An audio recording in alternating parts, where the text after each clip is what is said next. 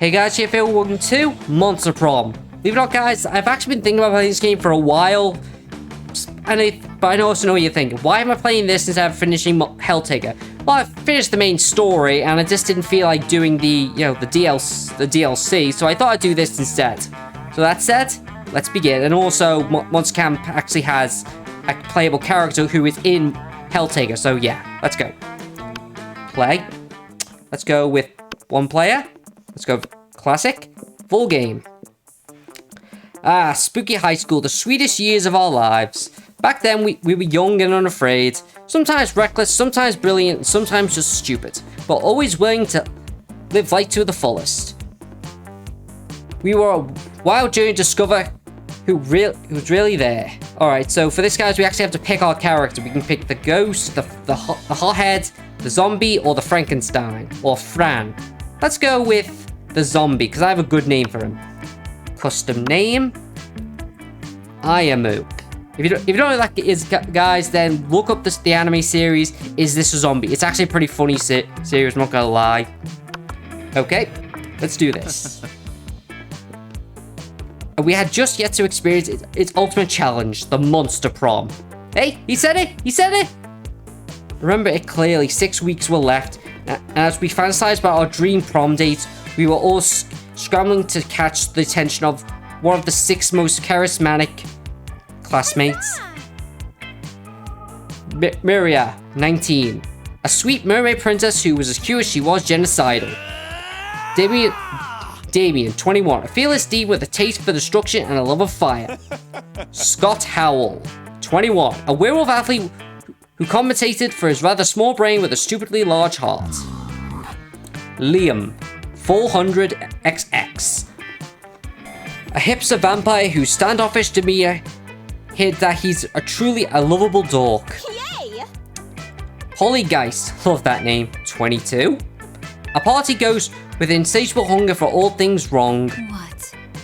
And Vera, 23. A mean, self-centered gorgon with a mirthless sense of business. Wait, how are some of these people in high school if they're in their 20s? Ugh. And it was clear it was hard for one of them, but who? We have 6 weeks to choose our prom dates, and even more daunting, only 6 weeks to woo them and conquer their heart. As I said, we were young and unafraid, and we were ready to start. Alright, let's do this. Welcome to Monster Prom's stupidest pop quiz ever. All minds are rotten, but they are gotten in so many different ways. Worry no more. We're using our PhD in bullshit to diagnose which of our deviant sickos you are.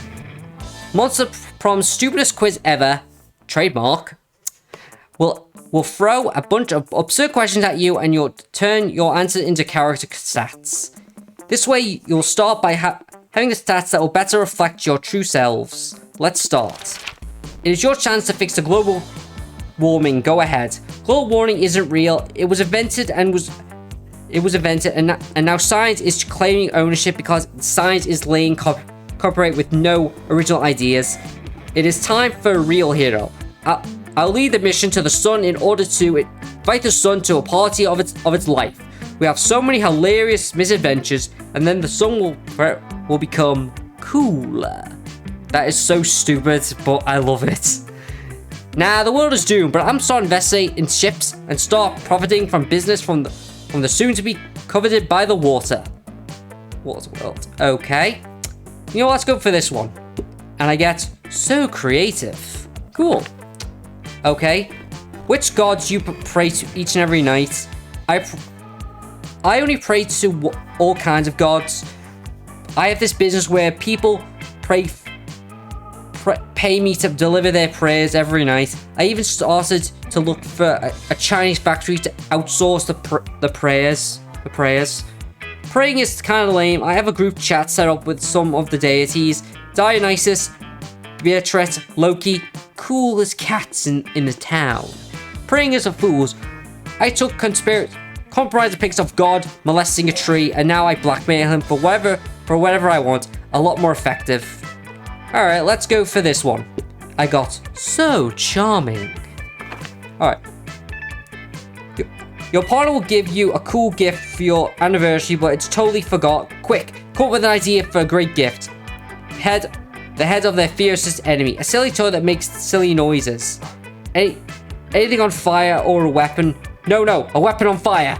Anything capable of leading them to overdose in some sort. The opposite concept of forgetfulness. A pony, always a pony. Let's go with the head of their enemy. Let's see who I get. Oh, I got Mira. Cool. I got Vera, not Mira. Alright. Here we go. Let's check my stats. Sure. Okay, so... Charm's pretty good. Alright, let's go here first. To the gym. The epic dodgeball match takes place. Everything seems lost, but you deliver an inspirational speech that fuels your team's spirit. It's leading to a spectacular comeback. You're clearly a natural-born leader. You gain 2 charm. Nice. Later you hear Vera and Liam are in heated conversation, which seems to be contains some petty sexual explicit language, so naturally you go eavesdrop. Speaking as a male, I say that even I grow wary of the infactual anatomy of males' gaze. Thank you, so I want to advocate from this Gorgon gaze instead, but would still turn people to rock hard. Not erection joke, people would die. Personally, I think the hentai is the source of the problem. It's so unrealistic. Hello? I'm not into 2D drawings. I'm a real vampire. You're a real fucking vampire. Thanks for the information there, Alucard. Pathetic. I know. I can't keep up with the standard hentai setting. What am I supposed to go grow a dick during sex? So mainstream. And all women are dreaming exactly the same. There's less body types diversity than at this school. Plus, I don't think anyone in the real world has ever willingly addressed a tentacle as a senpai. What's with all the tentacles anyway? Because half the studio heads are krakens, Liam, and no tea, no shade to the women who enjoy tentacle porn. I know at least 3 of my snakes do, but I won't out them. How many snakes are in your head anyway? But I do think we should be more diverse, offering for us who'd like something less. Caprosexual? Agreed. Hentai shows you're more artistic. Redraw explicit scenes in a style of great artists such as Pedestrio or Moriarty. Don't send a mitrographic kraken to a feminine Gorgon job. You should open your own hentai studio. Let's see how they like this idea. Oh, she likes it. Cool. Why didn't I think of that? Why didn't I think of that before? Oh, I'm always trying to bad. monetize my hobbies, but I'm particularly of my superior athletics, and I like sex. The hentai industry needs more strong female perspectives. Shouts to the freaky glass ceiling. Yes, I could feature the stories about 3-dimensional women with lofty, exciting career aspirations, having mind-shattering hot sex. We'll call it Vera Animation. That has been quite pleasing. The tagline can be an uber overhaul of over-objecting of Feral. The two hurry off to continue the development of their hentai studio, thus improve a pornographic forever. Hooray! You gain 2 smarts and 1 money as a token of gratitude for your idea. Oh, that's cool. Thanks. So I got quite a bit out of that. I'm happy. Although I'm kind of concerned that I basically have a going idea for a pornographic company. Alright, let's see what Scott and Vera are up to. You're both able to see Vera desperately lifting a forkful of quarter to her mouth. She brings them home. Food, fork, 6, 8. Who are you going to dilate? Eat, eat, yay, eating! Scott, what on earth are you doing? I'm cheering you, helping you do the best eater in the whole school. What caused this obsession with cheerleading me through mundane activities? They require no cheerleading. Everything requires cheerleading, silly. That's why we have cheerleaders for our cheerleaders. but I see my cheerleading not working. You haven't seen anything yet. That's because you keep starting me with those damn cheerleading.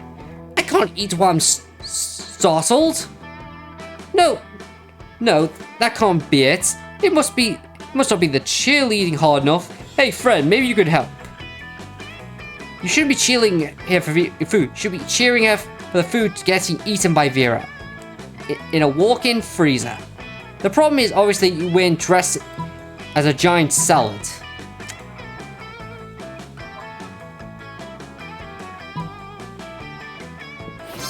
Oh, okay, so how about that? I guess he likes the idea of walking into a giant freezer. Oh, duh, just like when we cheer for the other team to lose instead of cheering for our own team to win. Yes, invented that cheerleading strategy. It gives us a huge psychological edge against the team that hates losing. I'm gonna go try it right now. Those vegetables are gonna be so inspired. Scott runs off to the kitchen to inspire the vegetables. You still hear him muffled shouting from the back, but it's not bad. That has been quite pleasing. Thanks. Now I finally enjoyed this quaila and baby teardrop salad without unwanted encouragement. For next week, all the cafeteria food seems to be extremely eager to get into your mouth. Cheerleading really works. Wow, did not expect that. Alright, let's see what's next. Sure. You know what? Let's go for... Let's see, what can I do for charm? Okay, charm is still there. But let's see if I can increase my... You know what? Let's go the auditorium, goose and creativity. The world was rehearsing for the class play. While rehearsing for the class play, it is so the muses themselves have decided to give you a figurative blowjob. Your performance is intense and inspiring. It'll remain for the generation, which is pretty rad being a high school play standards. You gain 2 creativity. Good. That night you hit the clubs with Vera and Polly. Thanks Satan for fake IDs. Party time! Put those wallets away, you two. Drinks are on me. By which I mean drinks are on that guy. No need, Polly. I'm not into crazy new things called paying for my own drinks. Have you ever heard of it? Maybe. Is it French for my boobs aren't big enough to get free drinks? Feminism is dead. That sounds like a reason for a drink. Burp. But soon... Whoa! It didn't work? Just give up. What was it that you said? It sounded like... Paganism for my shameless pondering doesn't get us free drinks. Yeah? This quickly got out of control. Maybe if you find a way to make that guy pay for a drink, you can fix this. Okay. It's party time! Sorry, the guy who's in the bathroom. Sedate the guy in the bathroom while he's in the bathroom. Put a pair of sunglasses on him and then pretend he's your pal. It's crime time. Steal the guy's wallet to learn his address. Then go to his house, kidnap his daughter, and demand drinks for ransom. Okay. Let's go with that, maybe because it sounds pretty interesting. Let's see what happens. Although, that might not be smart. So, you know what, screw it. I want to see what happens. I'm curious. Oh, got bold. While you're using your skills to pickpocket and kidnap... and a kidnapper, you execute your brilliant plan. And people say high schoolers won't adequately prepare for their real life. You target whose name is Dale, by the way, just so you know who to hurt. So worried for his daughters that he buys you the whole bar. Ooh, my tits were unstoppable. They needed time to work. Quiet, Polly. I need to concentrate on all this cocaine I'm doing. This night we'll never forget. Owning a bar is great, but the real treasure is the times you shared and lives you've ruined. You've gained 3 money. Very nice. Well, that was quite good of me, wasn't it? Sure. Okay, let's try and increase my smarts, I think. Yeah, increasing my smarts might be a good idea. Let's see what I get. The day you spend listening to your elders and learn valuable lessons. Sometimes after all the monsters nonsense and the dating gimmicks, you forget that attending class is supposed to be primary activity at a high school. You gain 2 smarts. Okay, this will be interesting. Without warning, Vera pulls you aside, hisses in your ear. My god, the stalk is back! You follow Portrait and see a guy dressed in a white toga, white winged sandal facing away from you. He looks like a creep. He's been following me everywhere. He thinks I don't notice him, checking me out in the mirror shield. He has, but I totally do. It's such a chore being this beautiful all the time, and even I'm going to get rid of him. Threaten to feed a damsel to a sea monster, that'll distract him. He looks Greek. Why not bribe Zeus, king of the gods? Ooh, maybe this all works. Vera might like it. Yes. For those damsels, my henchman will be the kidnapping. Also, this sea monster. I found a shipping online. Mira mutters a few words into her collar, and minutes later, a high-pitched cry for help can be heard outside, followed by gnashing of sea monster teeth and the screams of students. It's like Vera dropped the sea monster in the pool again. Wait, does she do this often? The creep in the toga immediately sprints into action, shouting, "I'll save you, my lady!" as he sprints outside. He won't know. He won't, you know. I didn't buy half-assed sea monster. What a sleaze bag, though, honestly. You spend the rest of the day appearing with Vera and pick up some good tips for buying the right sea monsters. You gain 2 smarts and 1 boldness. So, basically, I'm pretty sure we accidentally just killed Perseus. I think that's who that was. Well, hopefully Athena won't be pissed. But knowing her, she probably will be. She's very vindictive at times from what I've heard after she did curse Medusa. Sure. Alright, let's see what you two are up to. I'm curious. You find Vera sitting in the front of the pile with the money instead of food. As usual, Damien comes over and drops his own money pile on the table and some organs. Oh, not bad. Not bad. But I prefer they extract a little less effort from my income. A dejected swamp creature slumps over the table and adds some money to Vera's pile. Income? You mean this stuff? It's just the people throw at me just to get me to stop punching them. Okay, fair enough. And this is what people throw at me to keep me from revealing what kind of porn they're into. But I agree, the money is secondary. The frowns on their face are their own reward. Still, I'll always look into improving effectiveness. Have you tried developing business contracts in hell? Your victims will be even more terrified if they know death won't save them. Yeah, but that doesn't work on the undead. For those, you need a priest. A priest? You know how my family feels about priests. Ugh. I'm sick of terrorizing people one at a time. There's gotta be a way to terrorize everyone in the cafeteria at once. Make money while at the same time. I'm sure there is. It's after all an essential capitalism. Set the building on fire and charge an exit fee. Trick everyone in the cafeteria into having an orgy. Then film it. Blackmail them in bulk. Let's see how they like that. Simple, elegant, raunchy.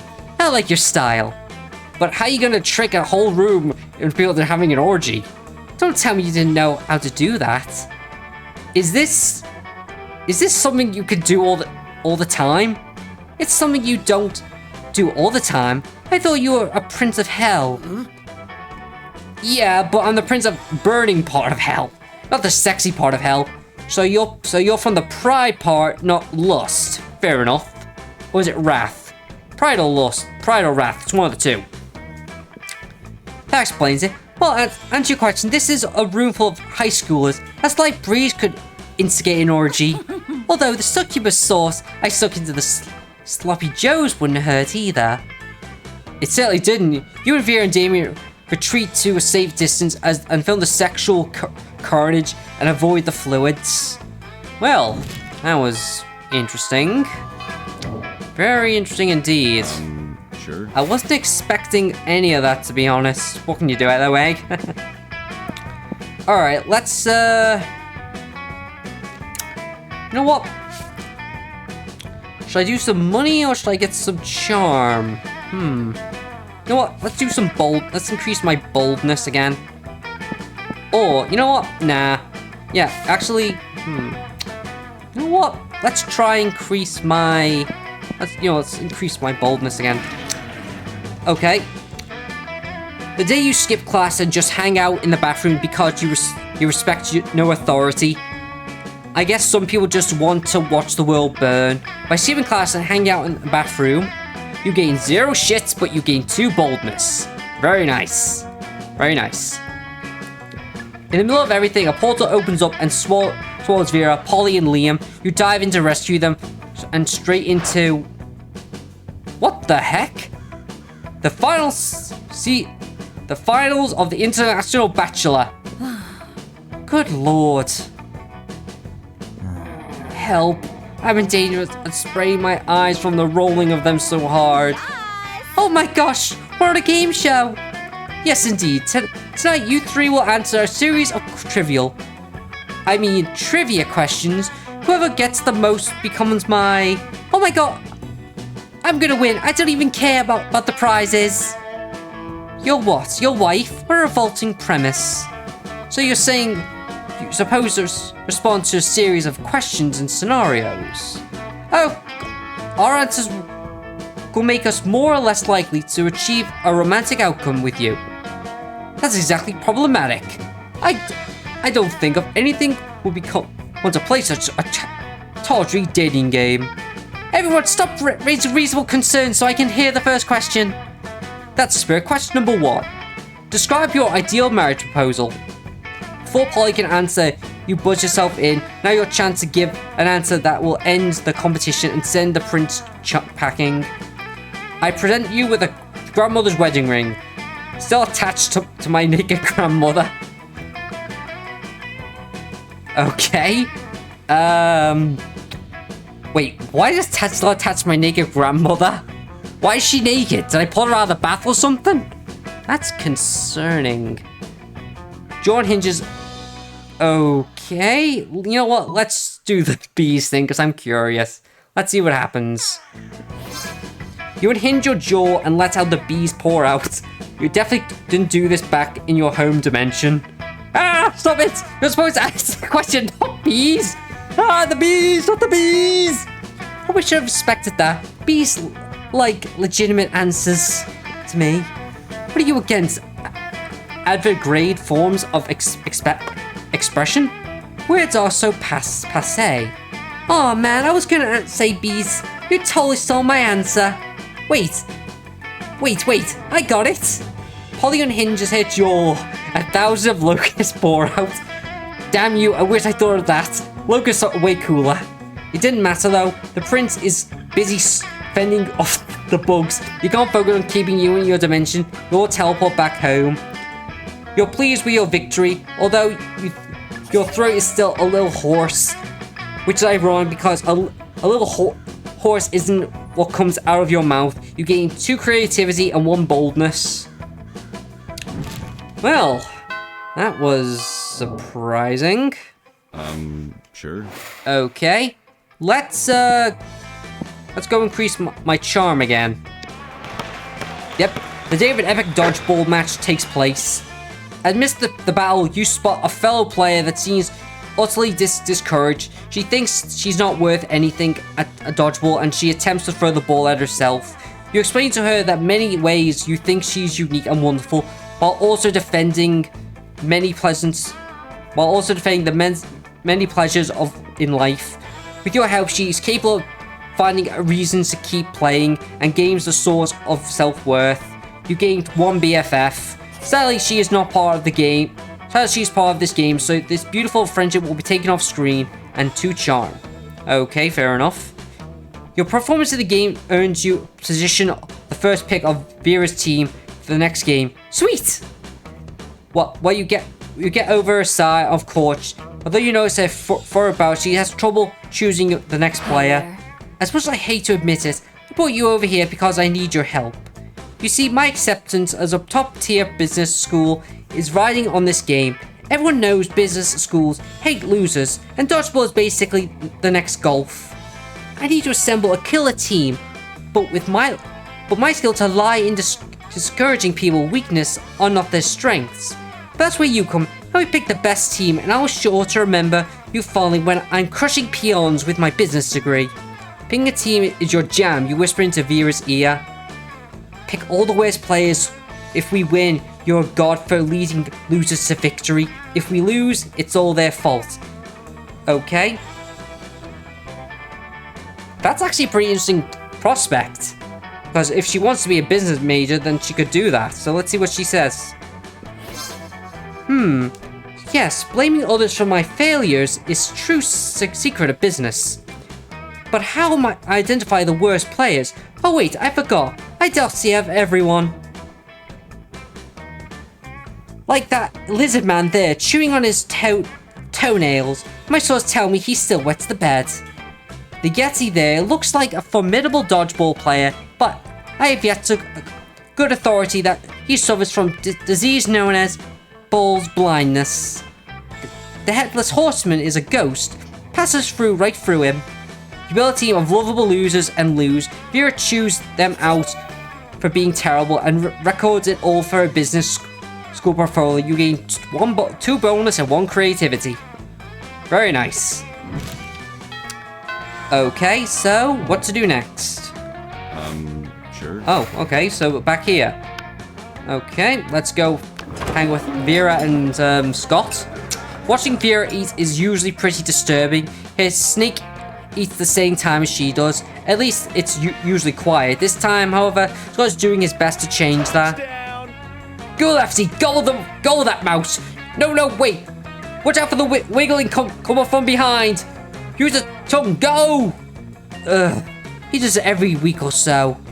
Whenever my snakes need a meal, he seems to think snakes eating contests are competitive sports. Also, I think he realized that no actual snake eating contest would preferably invite people to eat snakes. I tried charging tickets to get him to stop, but he actually pays to do this.